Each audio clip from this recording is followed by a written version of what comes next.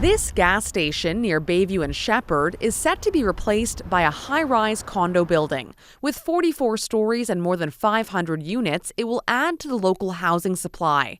But what worries local city councillor Lily Cheng is the plan for parking, with just 7 visitor parking spots included in the application submitted to and approved by City Council. Does that mean no one is allowed to have friends visiting? So it really doesn't seem like a sustainable plan for the community. Cheng says she was able to negotiate with the developer to increase the visitor parking to 14 spots, though she worries that still won't be enough.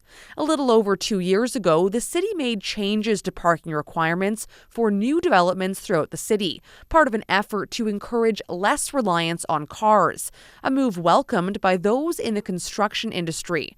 Richard Lyle says it can cost $100,000 or more to build a single underground parking spot. Our cost of housing now is a critical problem, and this is one of the things that we're working on trying to reduce, is how much it costs to bring a unit of housing to the market.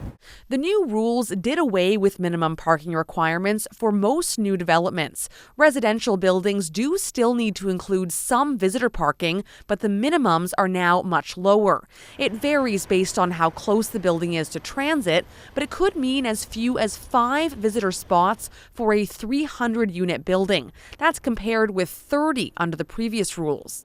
I know it's not enough visitor parking. I know that for sure. Some councillors representing the inner burbs say realities are different in their wards than downtown. Someone living without a car has visitors with cars. We don't have overnight parking. We have a 3-hour limit, no parking on the avenues.